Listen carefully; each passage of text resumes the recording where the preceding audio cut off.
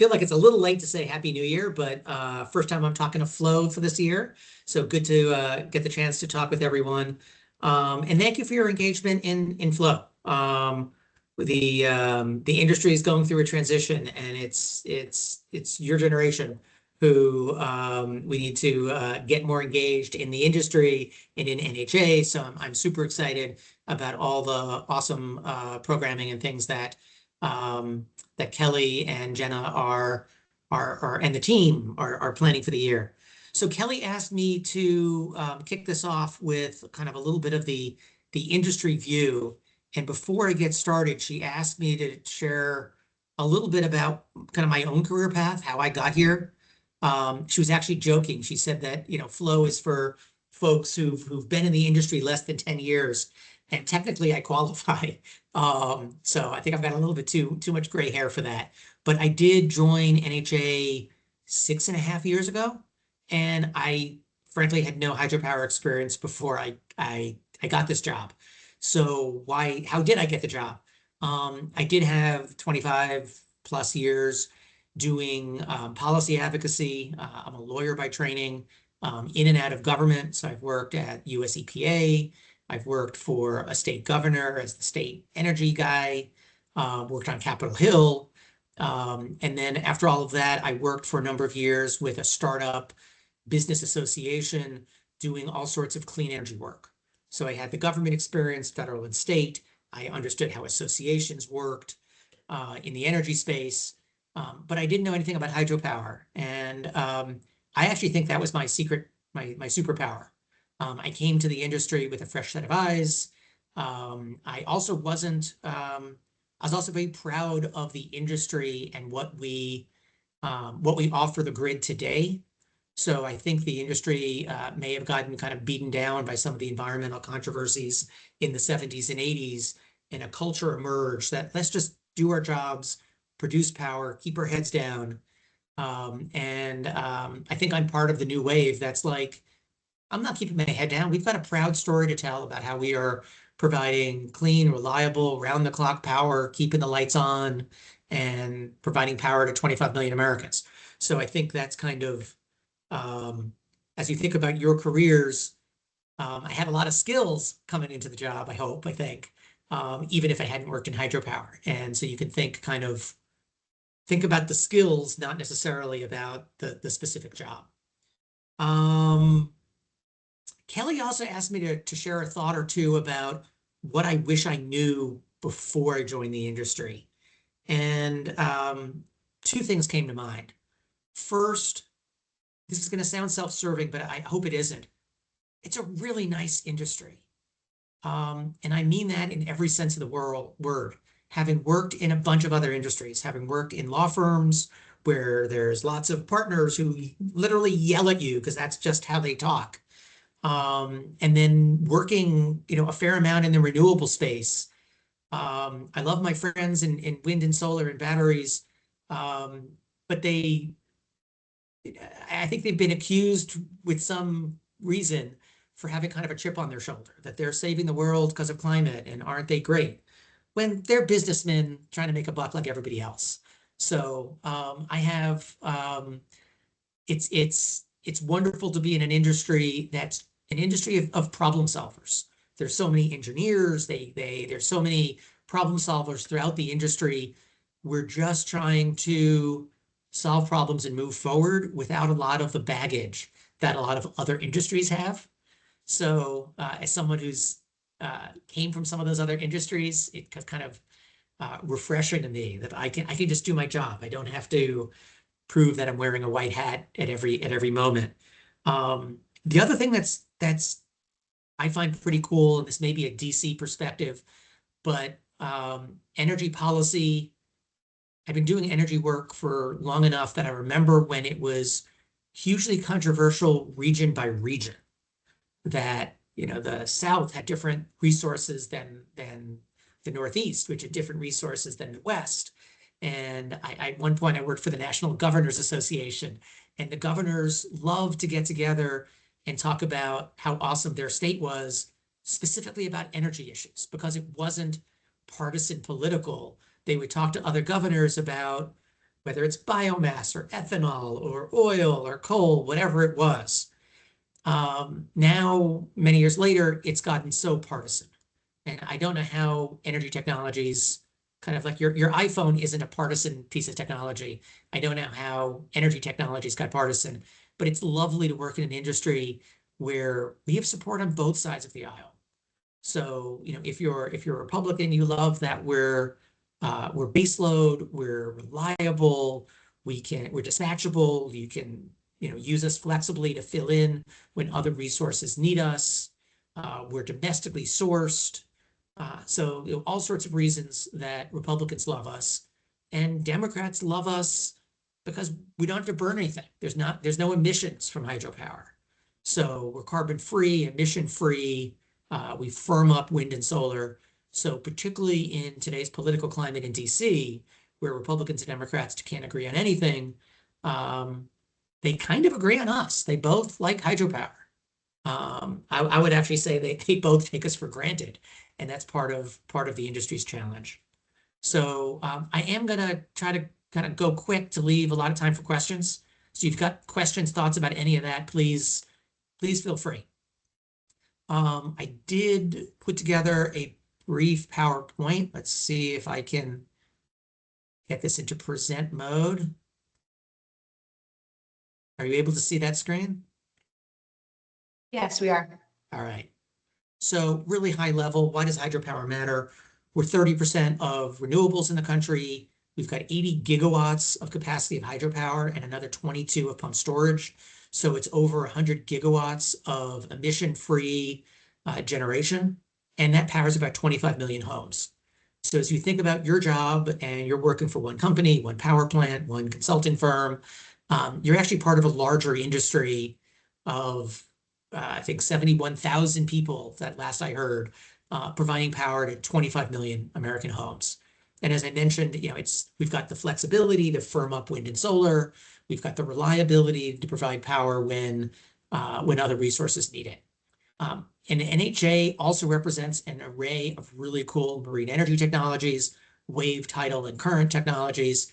And I'll never forget the first time I was able to visit Alaska.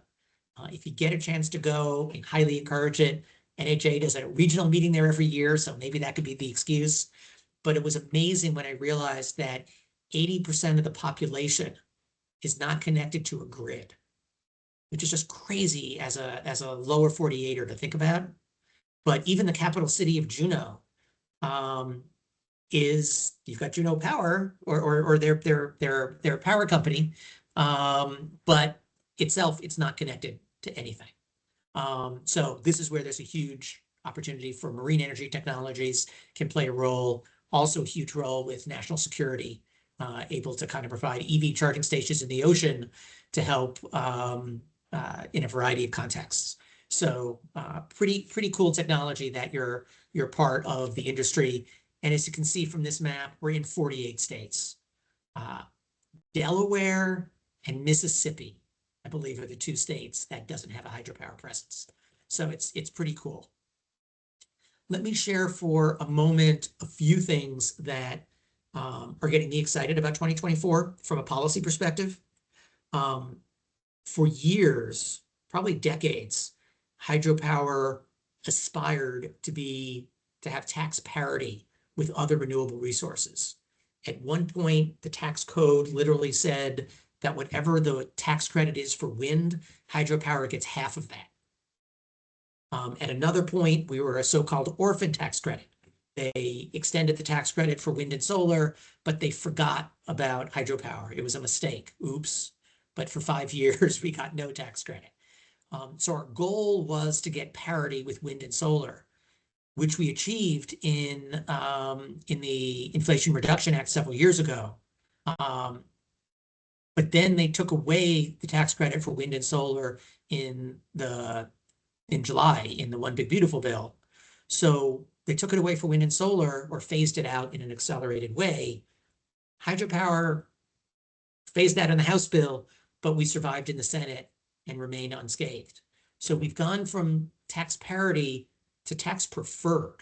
We now have a significant tax credit for new either new development on a non-power dam, new pump storage, incremental increases in capacity at existing power plants, or just in a year ago, the last kind of week or two of the Biden administration, they clarified that if you repower an existing hydro plant, you qualify as new.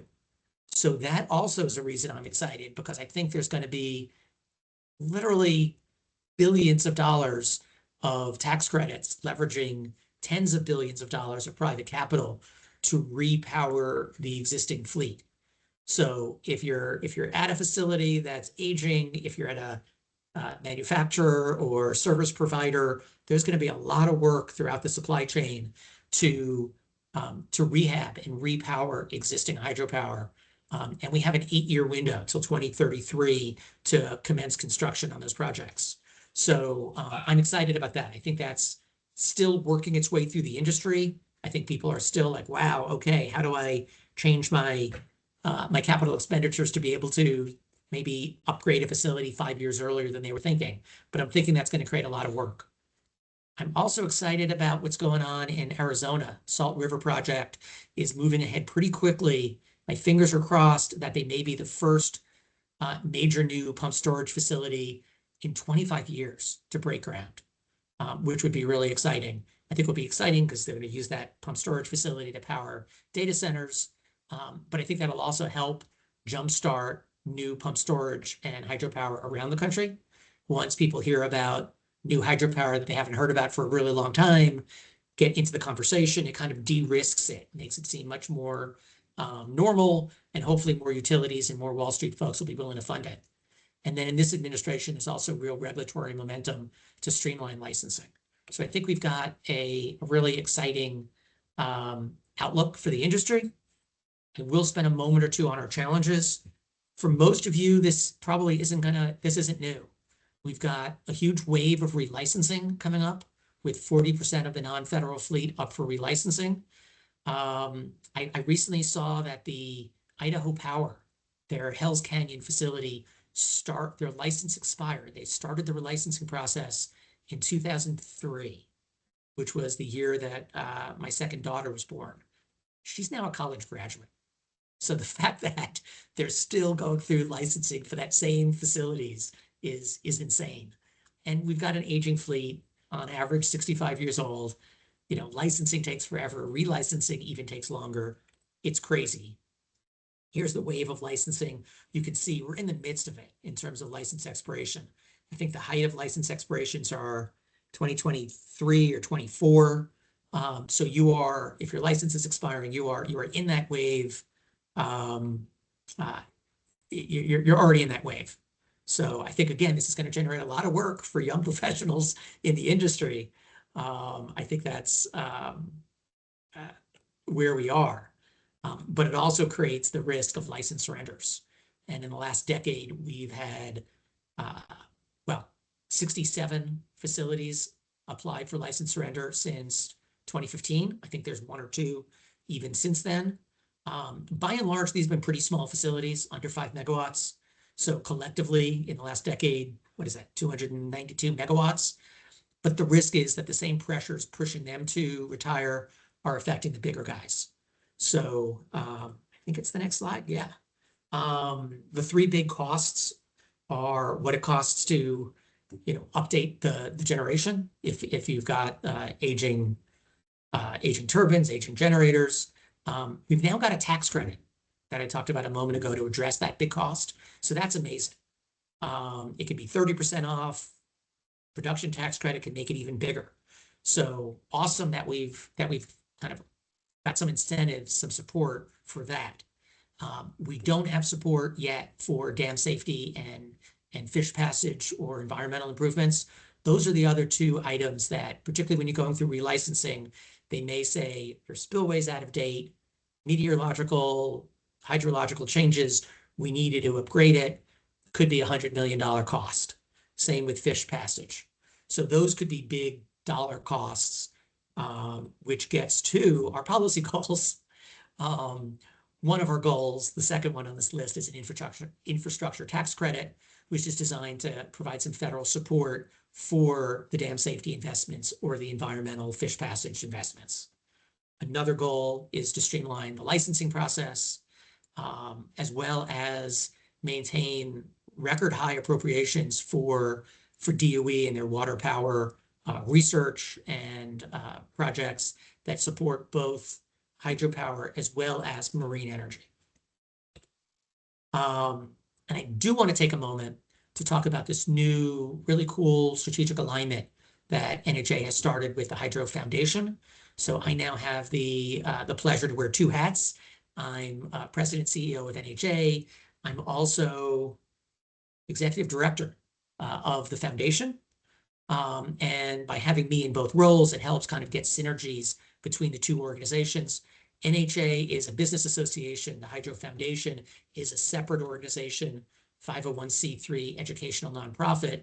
And we're really focused on raising the visibility of hydropower and water power as a premier career destination for students. So we're trying to raise hydropower's visibility so more students, whether you're in the skilled trades, whether you're in college, whether you want to be an engineer or a project manager or a finance person, whatever your interest is, we want to make sure you're at least considering hydropower as a career option. And right now we've got 3 strategies, and frankly, flow is going to be pretty critical to them. So we've got some water power clubs and a handful of colleges, which are awesome. But we're also trying to encourage folks, yourself included, to do direct community engagement. Can you connect with your alma mater? Can you connect with schools in your community? Offer to come and speak to their energy club. Offer to do tours of your facility, your fabrication plant. And the social media is clearly where people live these days. So is there more we could be doing there? I would love it if we could get folks willing to kind of shoot a minute-long video of, hey, here's my job. Here's the cool thing I'm doing. Here's a day in the life of an engineer at a hydropower facility, or someone who's fabricating equipment, or underwater welders, or whatever it is you're doing, kind of making it more real, so that more folks in colleges and skilled trades folks are thinking about hydropower. So let me pause there. Ashley is director of the Hydropower Foundation workforce efforts. You want to jump on? Thoughts? Anything I should add there? Yeah, hi everyone. I see a lot of familiar names in the room, but for those of you that I haven't met yet, I'm Ashley Brooks. I'm the Director of Workforce Development here at the Hydro Foundation. And like Malcolm said, we want to connect you with students. We want to raise the visibility of water power as a premier career path, and essentially we need your help. And so I have a short form for you to fill out. If you are interested in serving as a guest speaker, to attending a career fair, we're hosting Clean Energy Career Expos at Clean Currents and the NHA's regional meeting that Katie mentioned earlier. If you're interested in participating in that or submitting a short day in the life video, then we definitely want to hear from you. I'm going to drop excuse me, a link in the chat. It's a short form just to give us your information, your name, your city and state, and how we contact you. Jen and I will reach out to schedule a short meeting and to learn more about you and your career path and how you want to be involved. Thanks, Malcolm. Thank you, Ashley. And now I'm happy to open it up and have a conversation. If anything I said struck you as interesting or had a question about, happy to, would love to talk with you. Malcolm. Yeah, if folks have questions, feel free to raise your hand. You can ask them. You can also drop them in the chat. Malcolm, I have a question to get us started. Can you just talk a little bit more about, if folks are interested in any of the topics you mentioned today, and maybe they want to sit in on the Legislative Affairs Committee and learn more, kind of what other resources they could use to get more engaged with NHA? Oh, what a great question, Katie. I owe you a drink. Great question. I know that Flow is open beyond NHA members. For NHA members, the way we engage is really through our committees and councils. So if you're interested, assuming you're working for an NHA member, if you're interested in the legislative stuff that's going on, make sure, shoot Kelly or Jenna an email to make sure you're on that legislative committee, or whatever committee it is you're interested in. NHA works in an enterprise method. So if you're a member, everyone in the organization can be as engaged as they would like. So there's no extra cost to your company for you being engaged. So we've got a legislative committee, a regulatory committee, a pump storage committee, a hydropower technical community where they're exchanging more of the technical side that as a lawyer, I don't really understand, but that's really the best way, in addition to flow, to engaging with us and making sure you're plugged in. And we're always looking for new voices for those. So if you're involved in a really cool project with your company, maybe we could profile it and on one of those calls. So would love your engagement. Thanks, Malcolm. And I see Kelly just dropped a link too. So the link Kelly dropped has more information on all of NHA's committees and councils. And as Malcolm said, if you are not currently involved in a committee and you want to be added, Kelly and Jenna can help facilitate getting you on those rosters. So it's been a great resource for me and I highly, highly recommend.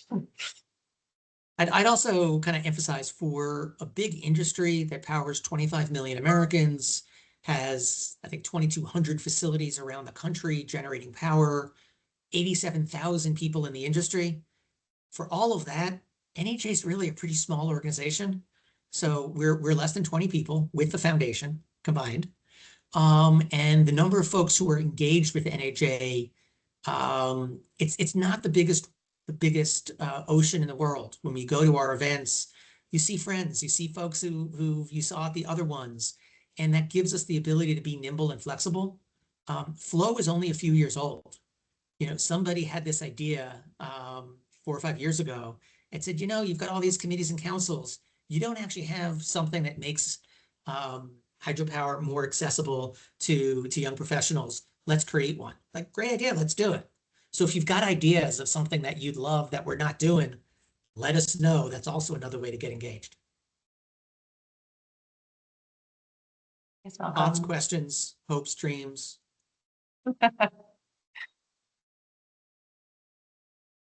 Malcolm, are you able to stay on the call if folks have questions? I'm happy okay, to, great. So, that would be great. All right. So yeah, if folks have questions for Malcolm, we'll have another kind of Q&A too after our next speaker. Feel free, as I mentioned, drop them in the chat, or you can save them till the end of the call. And I see Chris is on. So our next speaker is going to kind of dovetail into what we were just talking about with NHA and their structure. Chris Russo is, I think, newly the Vice President of Power Generation at WSB, and is also the Secretary of NHA's Board of Directors. And Chris is going to be also giving us an outlook for 2026, but from the Board of Directors perspective.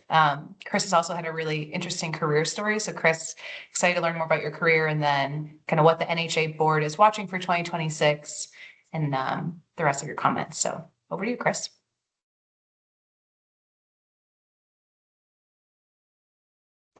All right, awesome. I was muted, and hopefully you're seeing a beautiful picture of a little portion of Colorado that I love. And we will start the power right here. Are you seeing the slides? Yes, we are. Excellent. Let me trying a different little technology approach here, and it actually seems to be working pretty good. So excellent. Thank you for the nice introduction. Yeah, the new position isn't quite as new as it looked on LinkedIn. I was getting ready for this and I realized I hadn't updated that yet when that title changed. So it's not quite as fresh, but so I appreciate Kelly reaching out to ask me to do this, because it prompted me to remember that I needed to make that update on LinkedIn. So still relatively newly minted position at WSB as the Vice President of Power Generation. I was in charge of renewables, and we'll get to that. You said I had an interesting career story, and I think that is in fact true. So this initial piece is just a summary of my career path. I think it is a little bit unusual, and I think it's great to share. I love hearing people's career paths, and I always have. I think it helps you think about your own journey and where we're going, and it shows you how I got pulled into the hydro industry. So what you're looking at in the photo here is a 1920s photo of the construction of the Fond du Lac Dam. Some of the folks on the call have probably been out there. I didn't get a chance to look at who all is on the call, but I think some of you have probably been here. This was actually one of my largest projects that I got to do, and I've always been intrigued by this photo. I can't tell you how long I've spent looking at it just to see how the construction practices have changed from then to now. So I originally gave this presentation as a for some reason slide's not advancing.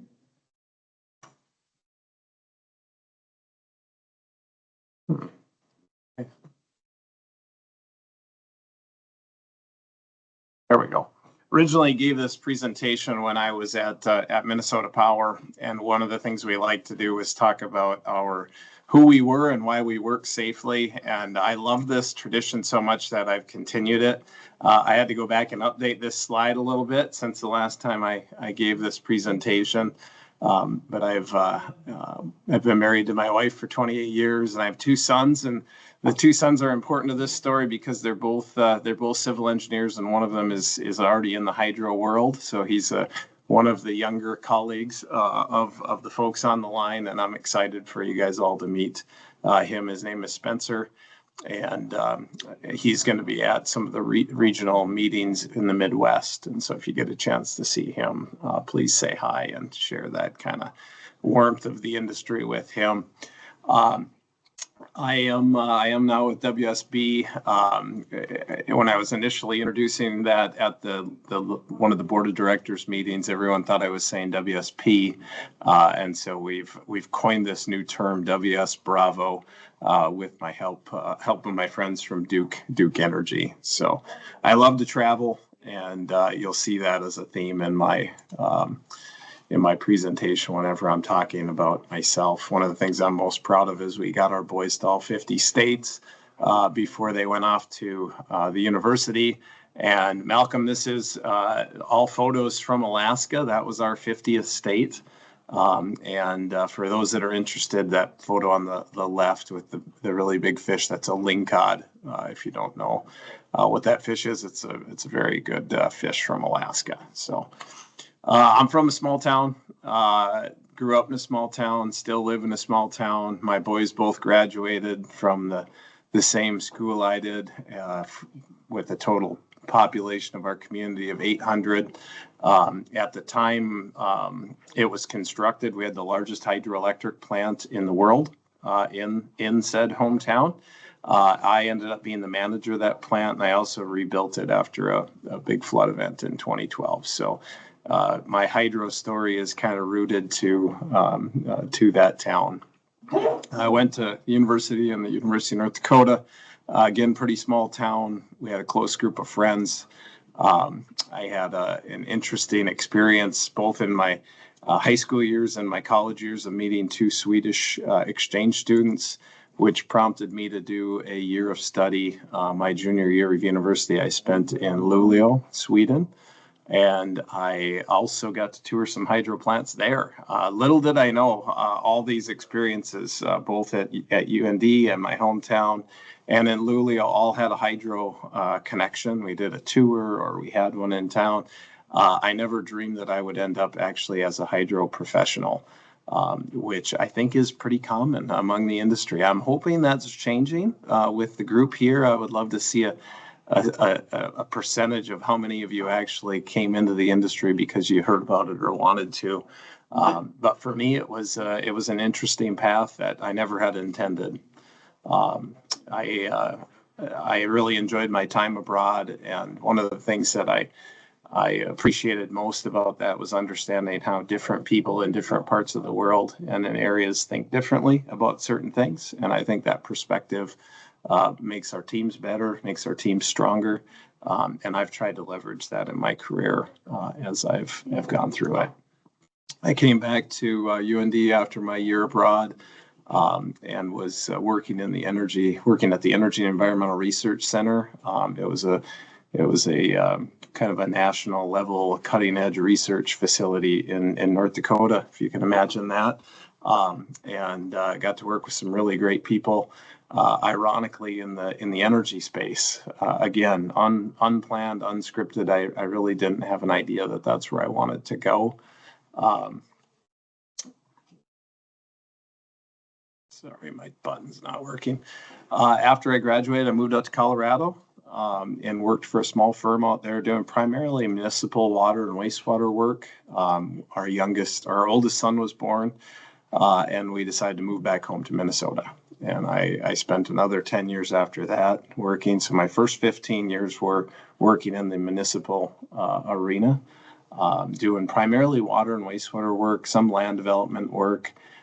During these years, my involvement in the American Society of Civil Engineers got to be much more important to my career path and my career journey. And I tell you that because I think it's important for you all to be thinking about the different areas where you're going to be involved. We often get involved at work, but there are other things that shape us in our careers outside of the office. And I hope to at least inspire the idea in you to start looking and exploring what that might look like for you. And so for me, it was ASCE and then ultimately NHA. That those two paths kind of merged and continued on my path. I joined Minnesota Power in 2011, and I spent 10 years there. I started as a senior engineer, and there's a lot of interesting stories. And for any of you that know me, I'm pretty much an open book, and I encourage you to come up and say hi if I see you at a conference and you have any questions about some of these transitions. But everybody thought I was crazy when I left the consulting world. I left as a vice president, and at that point in my career, I took an interesting step backwards and went into the utility space as a senior engineer, working for Minnesota Power. And we could talk about that. I'm not going to go into that today. There's not a lot of hydro relation, but what was interesting is that's what pulled me into the hydro work. And it was my first taste. I actually was hired to be a 50-50 employee, 50% hydro and 50% other general civil needs that the company needed. I ended up spending the next 10 years working in hydro. We had some projects that I would consider projects of a lifetime during that course of time. It's not very often as engineers we get to realize in the moment that we're working on what probably will be the biggest and most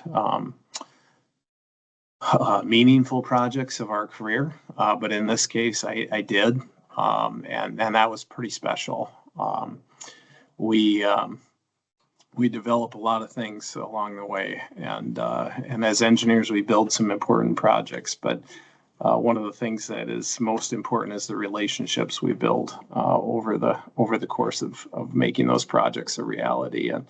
And I think it's important for people to hear that. It's important for you guys as at this point in your career to understand that, that's even more important than the projects. And so I urge you to just have your head up every once in a while, look around, see who's there with you, and just appreciate them and what they're bringing to your life. So one of the lessons I learned here in this role was to be open to significant changes and challenges in your career path. The opportunities sometimes come in weird and strange ways, and you need to be open. If you hear those opportunities knocking, answer the door. And I put on here, be curious. I blanked out a few bullets occasionally through the presentation. I'm hoping that you'll at some point come up and ask me about those. More recently, I had a couple of other stops along my career path that took me into the construction side of the industry with Jeff Brennan, and spent a little time at a hydro turbine manufacturing role. Ultimately, I landed where I think I'm meant to be right now, and I'm very happy and loving my new role. It's a bit of a change for me because I wanted to stay in the hydro space. It actually prompted a couple of different moves that I already talked about, and this one. Coming in, I was doing broad forms of renewables, and I think in a lot of ways my hydro career can be benefited by better understanding some of the other forms of generation. And so, currently, I am vice president of power generation, and we do a lot of solar projects. We do some significant wind, a lot of better battery energy storage. And I think there's a lot of synergies, and there will be a lot of synergies with our hydro sites and solar development and hydro sites and BESS projects. We do some geothermal work. Right now, I'm working on a data center project that has a combination of a whole bunch of different things. Unfortunately, Malcolm, we don't have a pump storage hydro component on this one. But of course, hydro is still my passion. I was introduced by one of my fellow VPs a couple of months ago as the only hydro advocate he's ever met, because any conversation that comes up, I can wrap hydro into it in one way, shape, or form, kind of like being connected to Kevin Bacon in less than 7 steps. Hydro always comes up, and I think it probably always will. I think having different vantage points has been good for my career, and I could talk about that with you guys for hours if you swing up and talk to me at a conference. I think I've had the unique opportunity of being able to see the industry from a lot of different sides. Here's that same power station that we were looking at in the very first slide. This is a little later in construction. Obviously, they have the penstock completed. You can see it partially buried there on the left going down into the powerhouse. There was a second channel that was always planned to have a second unit added. It never did happen. Ultimately, I think there's going to be some smaller units added at the overflow of the site. But I love this quote. That the goal isn't to live forever. The goal is to create something that will. And I think with our work and what we're doing in the hydro space, that goal becomes a reality every single day. These hydro assets, as Herbie, my good friend Herbie Johnson has often said, are forever assets. I love his line. I love the first time I heard him say it, and it's really stuck. For me, I heard an interesting point up in Alaska when I was at the regional meeting. So to carry over Malcolm's comment from earlier in the talk today, he was excited to tell you about his first trip to Alaska and going to the regional meeting in Alaska. And I'll tell you, it wasn't my first trip to Alaska, but it was my favorite conference of all time. I went to the regional meeting in Alaska for the first time, and one of the speakers talked about, he was extolling the greatness of the existing hydro fleet and how it was so cost effective and providing all this value to the grid in Alaska. And one of the things that really stuck with me is he said, you know what the reality is? People talk about how much cost there is to building a new hydro plant. He said, but you can't have an old hydro plant unless you build a new one. And that really resonated with me. And my hope and dream is that we are, maybe we aren't going to be building a lot of greenfield sites. I'm not naive enough to think that that's the case, other than maybe in Alaska.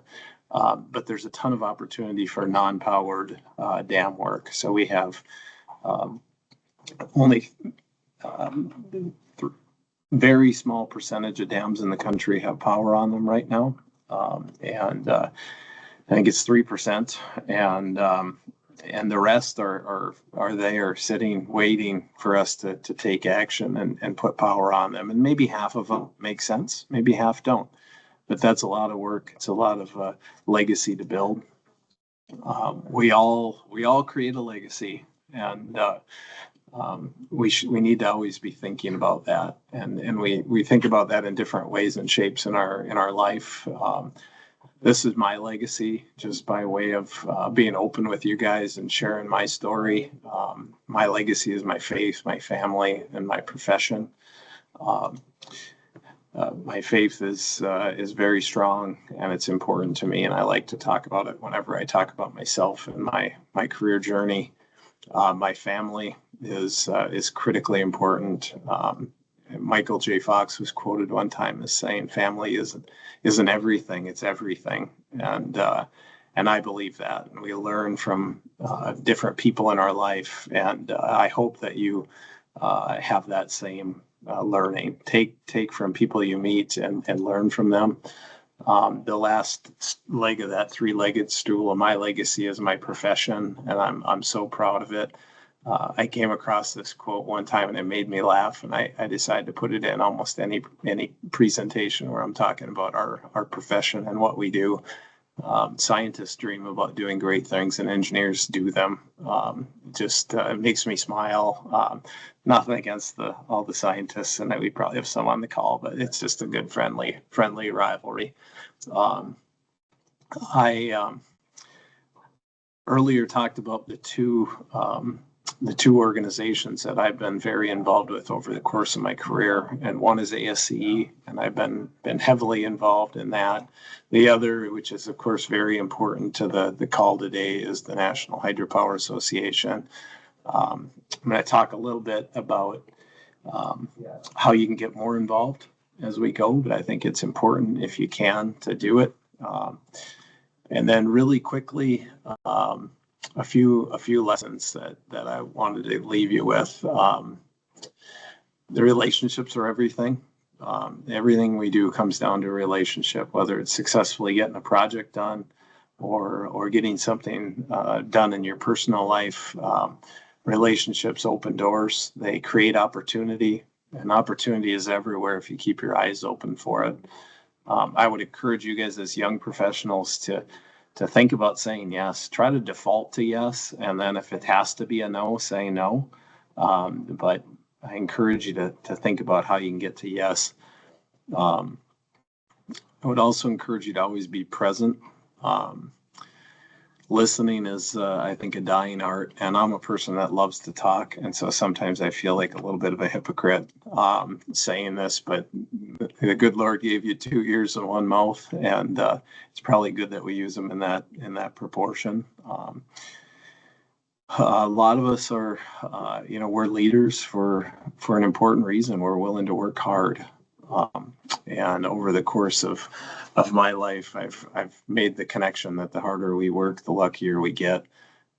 It seems like it tracks that. And so I just encourage you to give everything you've got, be able to separate yourself. When the time comes to be on vacation. But when you're working, work hard, and always be thinking about how you add value to your organization.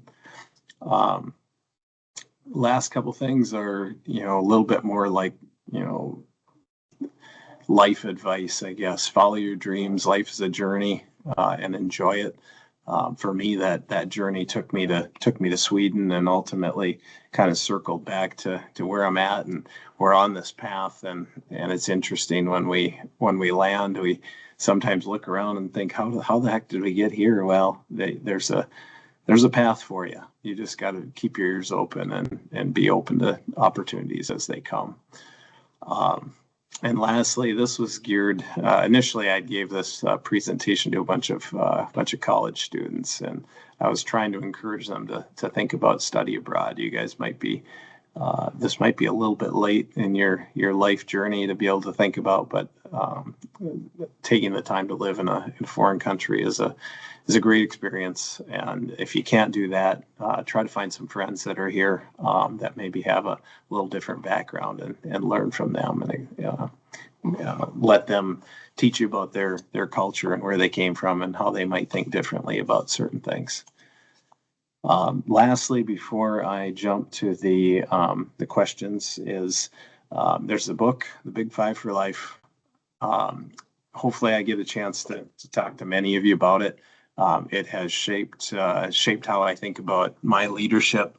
in this world, and I read it for the first time probably back in like 2002. I read it once a year. It's that important to me, and I've had a bunch of people take me up on the suggestion of reading it, and I don't think I've had anybody that said it was a waste of their time. There's many people that have come back and talked to me about their big five for life, which is, your important things that you want to accomplish in your lifetime. And the whole point of the book is, if you have these things accomplished in your life, when it's your time to be done here in this world, you're going to feel like you lived a life that you can be proud of. And so take time, grab the Big Five for Life, order it up. It's on Amazon. It's cheap. It is well worth the read, I promise you. And so with that, I am going to jump back over here so I can see all of you and your smiley faces. And I can stop sharing. And I had two other pieces in addition to that career path story. One is where what we're watching in 2026. I think some really important things. Malcolm touched on almost all the best stuff. I mean, he really covered a lot of this, so I felt like I could spend a little bit more time on the path and some of the personal side kind of stuff, and getting to know you guys, or letting you get to know me, and hopefully that encourages you to come and track me down the next time we're at a conference together. I would love to meet you. But load growth, Malcolm, I don't think you touched on this too much. There is so much load growth happening right now that it is going to take all of us in all forms of energy to meet the growth that's coming. And we're going to be doing a lot of neat things, and it's going to make a lot of opportunity for us. It's going to be so important that we preserve the existing hydro fleet. Malcolm did touch on that. That is a top priority. Also adding power to non-powered dams. I touched on that a little bit during the presentation, but I think there's a lot of potential there. I would love to partner with anybody that wants to work on a project like that. We do a lot of that, and if you've got a team that isn't quite big enough to take on a project of that kind of magnitude, and you want to partner, you reach out, and I'll help you put a team together. We'll go after it, and we'll get it built. It's something I feel very passionate about. I want to be doing more of those projects. I want to be preserving the fleet that we have. And so I'm happy to help in any way, even if it's just a resource assistance. If you need some help and you need somebody to call, give me a buzz. And then lastly, I think there's going to be more of an understanding over the coming years of how important hydro is to the overall electrical grid.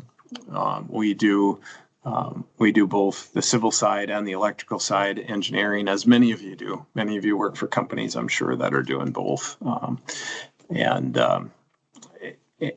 from the perspective of somebody that's actually lived in a hydro plant through an electrical storm, you get the real realization of how important it is to balancing out the grid. That spinning mass that is out there with our hydro units is keeping everything reliable and stable, and it's undervalued. And I think the world is going to understand that more and more over the coming years, and we're going to turn everybody into hydro fans. I'm very excited about the path that we're on, and the hydro industry in general. So with that, I'll stop and see if there's any questions. Thank you so much, Chris. That was a great presentation. I think everyone took something away from that. So I really appreciate you taking the time. If folks have questions, feel free to, again, raise your hand, or you can drop them in the chat. It looks like we have one question. Julian? Hello there. Julian, I'm a new analyst at Brookfield. And I really liked your mention of, it's important to say yes to opportunities, but also to know when to say no. So a cheeky question, perhaps, is what is a no that tore your heart apart, but that was the right decision to make, and why was it the right decision to make?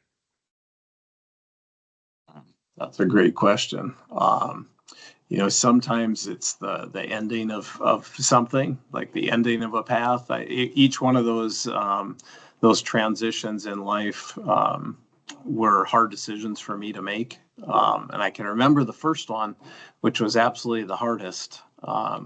And that was leaving the consulting industry the first time around. But it ultimately got me into the hydro space. And so sometimes what seems like a hard decision might be the best decision or best thing that could ever happen for you. And that one was, it came down to a kind of an ethical decision around a stock repurchase agreement and some language that I wanted to have.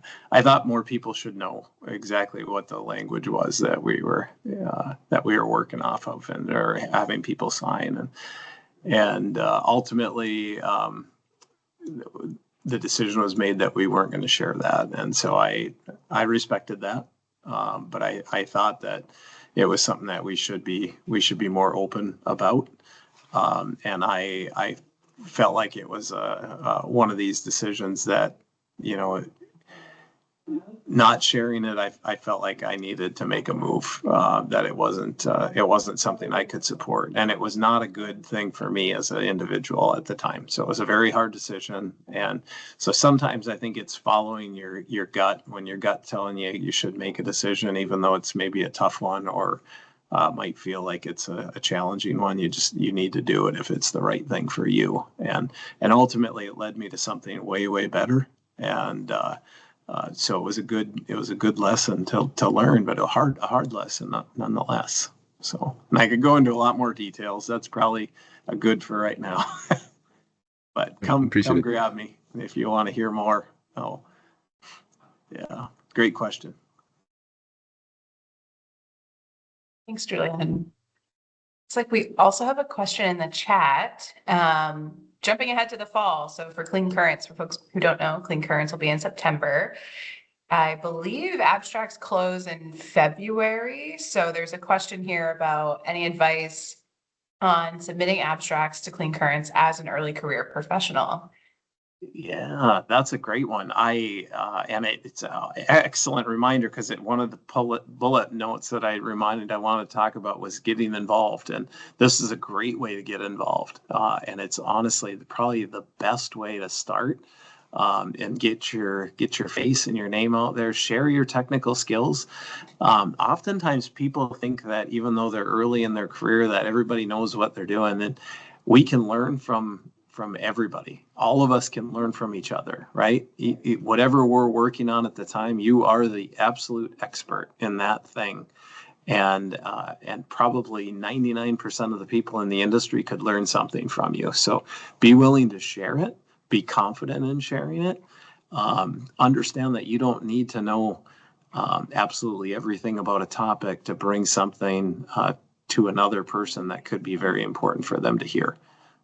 Even if it's might feel like a small bit. So I would definitely encourage you to do that. I would definitely encourage you to sit through some of those committee meetings. If you find a committee that seems like it strikes you, or even leadership and flow, raise your hand and say, "Hey, I'd like to think about that."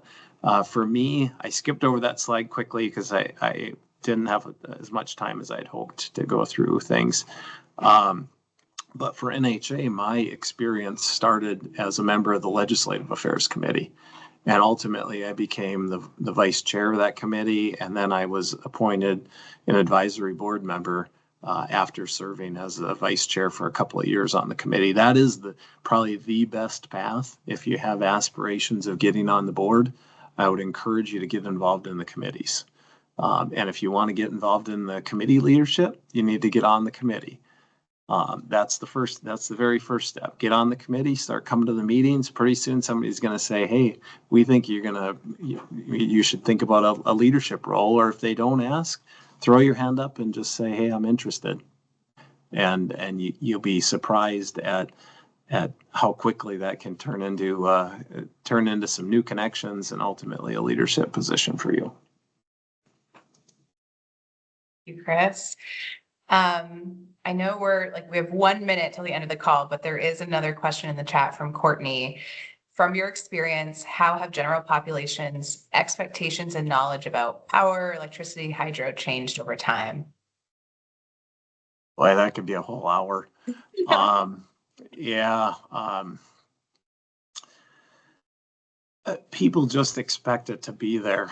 And I don't think that's changed at all, other than, way back in the, in the 1880s, 1890s, they thought it was magic. And then somehow it went from magic to something that they kind of take for granted. And the work that we do is the same, right? It's the same magic that's making this happen. I do think that they're starting to realize that if we don't take care of our infrastructure, that the lights might not stay on. I don't think anybody's going to fully appreciate that until we have something that we would consider a pretty significant failure. Unfortunately, that's just the reality of things. But yeah, I think people just expect it to be there. And they don't really have a good understanding of how it actually is happening, the behind the scenes. They think they turn the light switch on and the lights are on. And you can make your coffee at home. So. Thank you, Chris. And Haley also just put a plug in for the NHA Public Affairs Committee, and it seems like this has been a topic that they've also covered recently. So another reason to get involved with some of the committees. So Chris, thank you so much for your time, and Malcolm, we really appreciate you joining the call today too. If folks have questions on any of the things we covered today, again, reach out to the NHA team, and we will be back in February for another meeting. So thank you, everyone, and I hope you have a great rest of your day. Thanks. Please all. say Have a hi great day. if you're out. Please say hi if you see me out at a conference. I'd love to meet you guys. Thank you. Likewise. Have a Take care, great day, everybody. everyone. Bye-bye.